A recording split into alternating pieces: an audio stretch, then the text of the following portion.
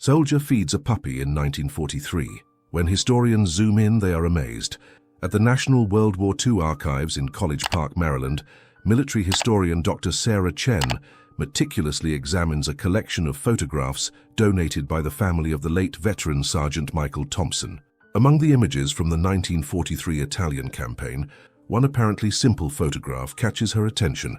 A young American soldier kneeling in what appears to be a bombed village, tenderly feeding a small puppy with a can of military rations. The image, taken in November 1943 according to the annotations on the back, shows the soldier smiling while the puppy eats from his hands, with destroyed buildings visible in the background. It's a moving scene that captures a moment of humanity amid the horror of war, the type of image that had become iconic for showing the compassion of American troops toward European civilians. But when Chen enlarges the image using high-resolution technology for the archive's digitization project, she notices something that makes her pause and examine more carefully. In the lower right corner of the photograph, partially visible behind the rubble of what had been a house, there is something that doesn't fit with the apparent narrative of the image. She uses a digital magnifying glass to examine the area more closely, adjusting contrast and clarity. What she sees leaves her completely surprised. It's not a puppy that the soldier is feeding. The detailed analysis reveals characteristics that are completely different from those of a dog. The body proportions, the shape of the limbs, and especially the facial structure visible in the animal's profile. Chen feels her heart racing as she verifies her observations again and again. After 4 decades studying war photographs, she's certain of what she's seeing, but the implication is so extraordinary that she needs confirmation from other experts before reaching a conclusion that could rewrite this small piece of military history. Chen immediately contacts Dr. Robert Martinez, a zoologist specializing in primatology at the Smithsonian Institute, and Dr. James Anderson, an expert in forensic analysis of historical photographs. During a 3-hour video conference, the 3 specialists examine every detail of the enlarged image. Dr. Martinez, with over 20 years of experience studying primates, is categorical in his evaluation. Without a doubt, the animal the soldier is feeding is a young chimpanzee, probably 6 to 8 months old. The body proportions, limb length, hand structure, and especially the distinctive skull shape are unmistakable characteristics of a juvenile pan troglodytes. Dr. Anderson confirms the photograph's authenticity. The paper, chemicals used, photographic technique, everything corresponds exactly to 1943. There are no signs of manipulation or subsequent alteration. The image is completely genuine, but this creates a puzzling historical mystery. What was a baby chimpanzee doing in an Italian war zone in 1943? Chimpanzees are not native to Europe, and during the war, transporting exotic animals would have been practically impossible. Chen examines the soldier in the image more carefully. His uniform corresponds to standard equipment of the 5th American Army during the Italian campaign. His unit patch, though blurry, seems to correspond to an infantry division. His apparent age is 20 to 25 years, and his expression shows genuine tenderness toward the animal. There's nothing in his posture or expression suggesting he finds the situation unusual. The 3 specialists reach the same disturbing conclusion. The photograph genuinely shows an American soldier feeding a baby chimpanzee in Italy in 1943, but none can explain how such a situation is possible. Dr. Martinez suggests we need to investigate if there was any zoo, circus, or research facility in the area that could explain this animal's presence. Chen dives into American, British, and Italian military archives, searching for any reference to exotic animals in the 1943 Italian campaign. Records from the 5th Army show that in November 1943, American troops had been advancing north from Naples, liberating towns and cities along the Italian peninsula. The photograph had been taken in the vicinity of Cassino, an area that had seen intense fighting and bombing. Chen finds references to the liberation of a small town called San Pietro, where troops had discovered an unusual facility that had been abandoned by retreating German forces.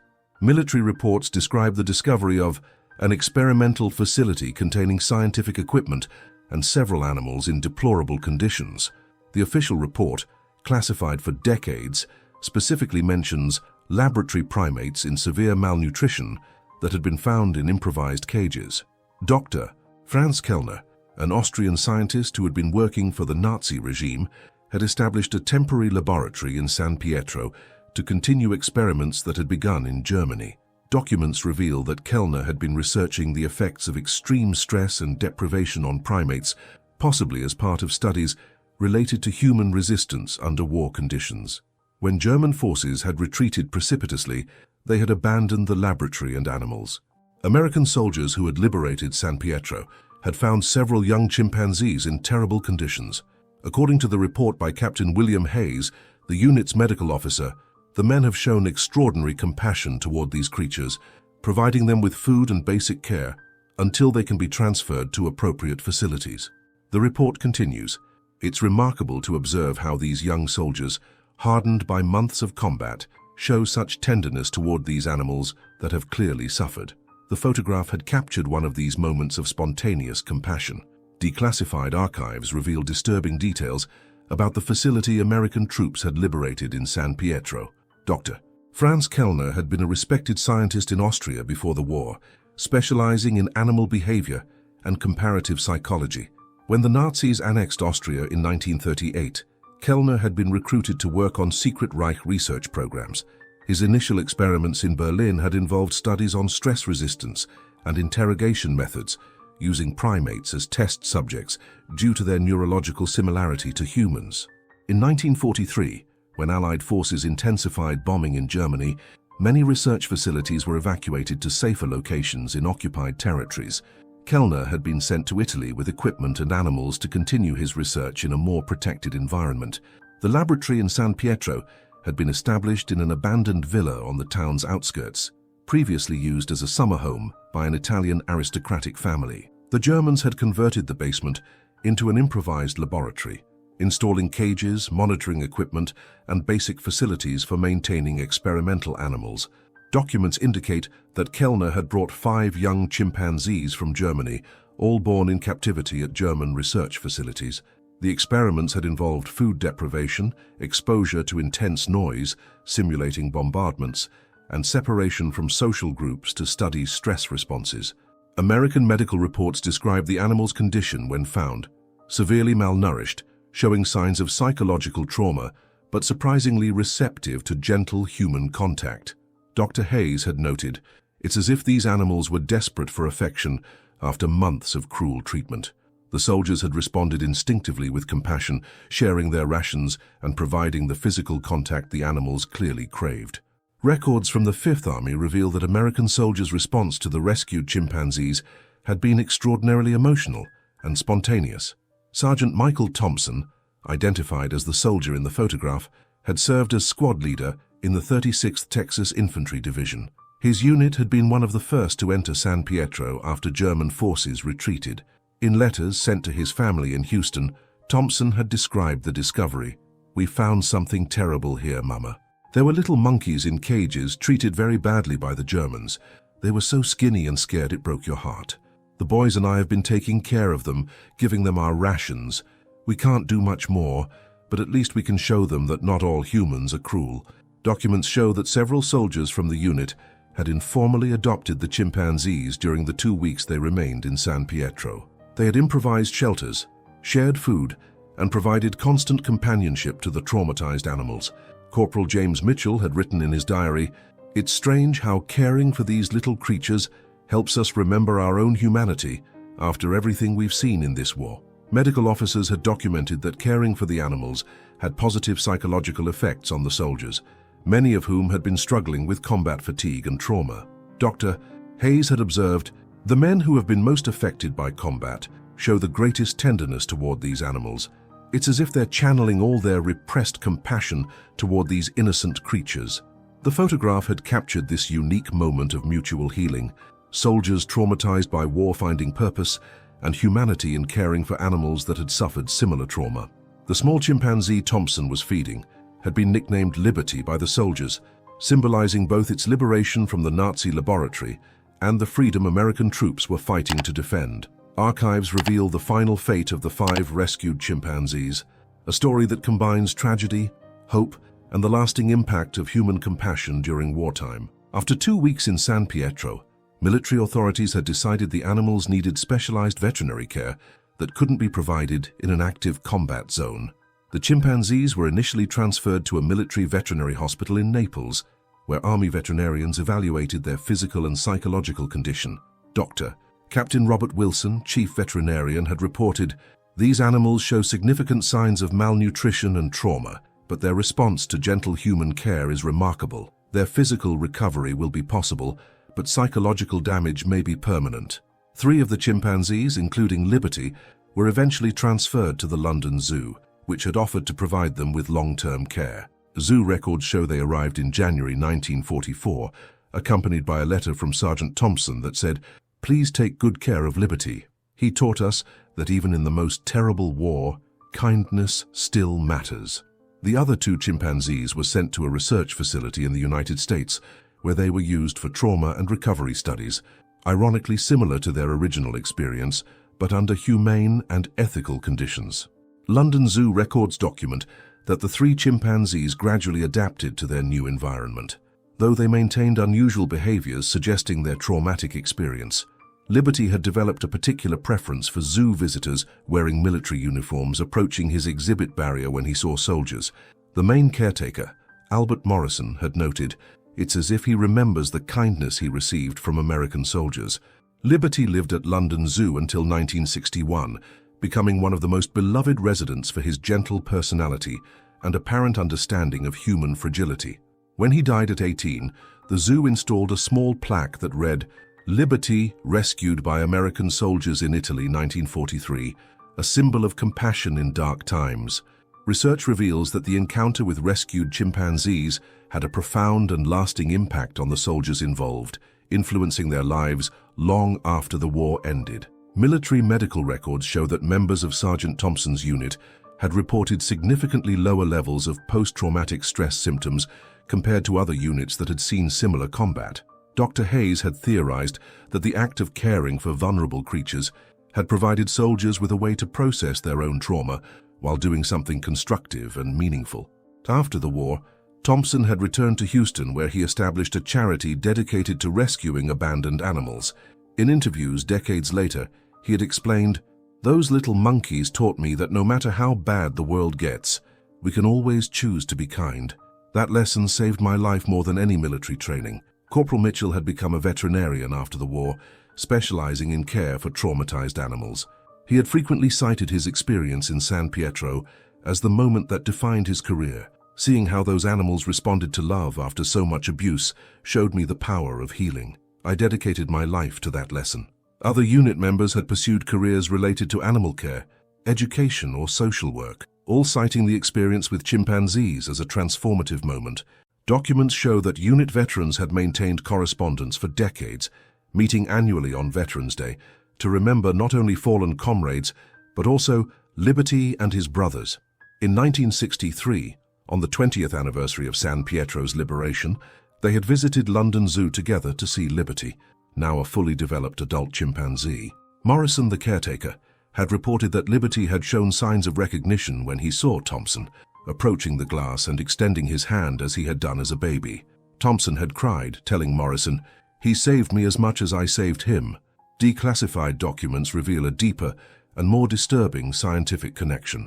Dr. Franz Kellner had been conducting his experiments as part of a secret Nazi program to develop interrogation and psychological control techniques. OSS, Office of Strategic Services Archives, show that after the war, Allied intelligence had discovered that the San Pietro laboratory was part of a broader network of research facilities studying methods to break human psychological resistance. The experiments on chimpanzees had been designed to identify stress tolerance limits, effective deprivation techniques, and methods for creating psychological dependence on captors. Kellner had been developing what would later be known as brainwashing techniques, decades before the term was coined. Records show that after the German retreat, Kellner had managed to escape to Switzerland, taking his experimental data with him. Allied intelligence had been actively searching for him as a war criminal, but he was never captured. In 1947, it was reported that he was working for intelligence agencies of a foreign power, possibly applying techniques developed on animals to human interrogations. Documents reveal that Kellner's experimental data was subsequently studied by American and British military psychologists who were interested in developing countermeasures to protect their own soldiers against similar techniques. The research had indirectly contributed to developing resistance training programs for pilots and intelligence personnel who might be captured. Dr. Chen observes, "The irony is devastating. The same animals that were tortured to develop techniques for breaking human will ended up teaching American soldiers about the importance of compassion and humanity." Documents suggest that the instinctive compassion response shown by Thompson and his unit had been exactly the opposite of what Kellner had been trying to eliminate, the innate human capacity for empathy and care for the vulnerable. Research discovers that the story of rescued chimpanzees had implications extending far beyond the moment captured in the photograph. London Zoo records reveal that Liberty and his companions had become pioneering study subjects on animal trauma and recovery, contributing to the development of modern techniques for rehabilitating abused animals. Dr. Margaret Foster, a British primatologist who had worked extensively with the rescued chimpanzees, had published papers that established foundations for modern understanding of psychological trauma in primates. Her observations on how Liberty and others responded to different types of human interaction had influenced animal-assisted therapy techniques that were subsequently applied in veterans' hospitals. Documents show that Thompson had maintained correspondence with Dr. Foster for years, providing details about chimpanzee behavior during their rescue that had been crucial for understanding their recovery process. In 1955, Foster had visited Thompson in Houston, where she had directly observed how the experience with chimpanzees had influenced his work with rescued animals. She had written, "Sergeant Thompson possesses an intuitive understanding of animal trauma that surpasses many years of formal training. His experience in San Pietro taught him to read stress and response signals that most people would never notice." Records also reveal that several other soldiers involved in the rescue had contributed to advances in related fields. Mitchell, who had become a veterinarian, had developed protocols for treating war animals, military dogs, horses, and other animals that had experienced trauma in combat zones. His work had been directly influenced by techniques he had observed working with the chimpanzees in San Pietro. Veterans Department documents show that the group of soldiers who had rescued the chimpanzees had experienced significantly lower rates of alcoholism, depression, and other problems common among war veterans. Military psychologists had theorized that the experience of caring for vulnerable beings had provided a healthy way to process their own trauma. The photograph of Sergeant Thompson feeding chimpanzee Liberty becomes a powerful symbol that transcends its specific historical moment, representing the human capacity to maintain compassion and humanity even in the most brutal circumstances. Chen publishes her findings in a book titled Compassion in Combat: The Hidden Story of San Pietro, which reveals not only the story of rescued chimpanzees, but also broader connections between trauma, recovery, and the healing power of caring for others. The photograph inspires new understanding of how soldiers process traumatic experiences and how apparently small acts of kindness can have profound and lasting impacts. Thompson's descendants donate the original photograph to the National World War II Museum, where it becomes the center of an exhibition on humanity in war that explores how soldiers maintained their compassion during humanity's most destructive conflict. The exhibition includes letters from Thompson, documents from London Zoo, and video testimonies from surviving veterans who had participated in the rescue. Liberty, the chimpanzee in the photograph, is posthumously recognized as a symbol of resistance and recovery. London Zoo establishes the Liberty Fund to support rescue and rehabilitation of animals traumatized by armed conflicts, continuing the legacy of compassion that had begun in a bombed villa in Italy. The story inspires additional research on the therapeutic role of animal care for veterans with PTSD.